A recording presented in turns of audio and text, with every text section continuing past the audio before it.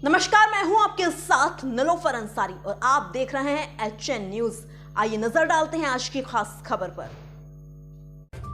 शाहजहांपुर पहुंचे यूपी के परिवहन मंत्री दयाशंकर सिंह ने सपा पर जमकर निशाना साधा।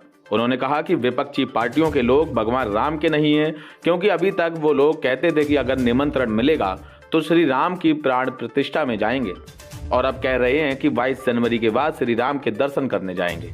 सपा के महासचिव स्वामी प्रसाद मौर्य कह रहे हैं कि राम भक्तों पर गोली चलवा के मुलायम सिंह ने अच्छा किया था। इसका मतलब कि वो लोग कभी राम भक्त थे ही नहीं।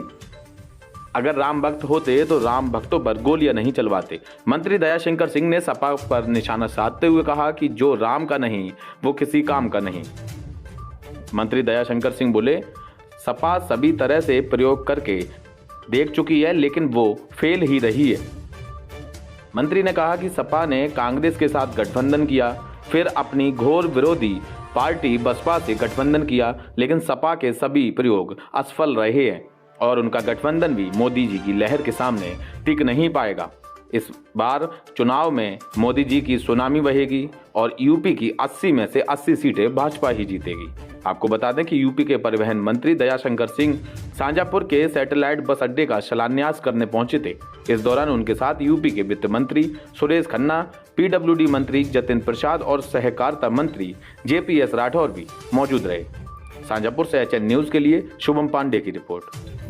आज 42 करोड़ रुपया का 3 परियोजना यहाँ पर शिलान्यास किया गया है और अभी 2 परियोजना और भी यदि जगह के कारण यहाँ ADTI automatic driving training institute बनाने की बात कही गई है और ISBT एक और बस अड्डा बड़े रूप में बनाने का है एक ही जगह, लेकिन उसके लिए जगह मिलने पर उस पर किया जाएगा। तब तक जो है सैटेलाइट बस अड्डा हम लोग 1 साल के अंदर इसको बन करके तैयार कर देंगे और जो अपना पुराना बस अड्डा था वहाँ पर ऊपर में मॉल, होटल्स और रेस्टोरेंट ये सब बनाने की तैयारी है। उसके लिए अभी 19 करोड़ रुपया स्वीकृत किया जा चुका है और भी जो आवश्यकता होगी जो माननीय खन्ना जी और इसको बताएंगे कि और क्या क्या वहाँ पर काम होना है तो उसको आगे बढ़ाया जाएगा। और अपने जो हमारे वर्कशॉप था उसके लिए भी हम लोगों ने 11 करोड़ रुपया स्वीकृत किया है, उसको जीर्णोद्धार करने के लिए बढ़िया हो जाए। उसके बाद 2 परियोजना और बाकी और भी कटरा और जलालाबाद से प्रस्ताव आया है तो उसके लिए जमीन के लिए हम लोगों ने जिलाधिकारी महोदय को लिखा है कि कौन सा जमीन चिन्हित करें तो उस पर आगे कार्रवाई की जाए। मंत्री जी, पूरे उत्तर प्रदेश में देखेंगे के लिए टेस्ट की जो ट्रैक होता है वो नहीं है, लेकिन लाइसेंस भविष्य में इसकी क्या तैयारी है? देखिए, जो लर्निंग लाइसेंस 100% हम ऑनलाइन कर दिए। 1 साल पहले मैंने कर दिया था 100% ऑनलाइन।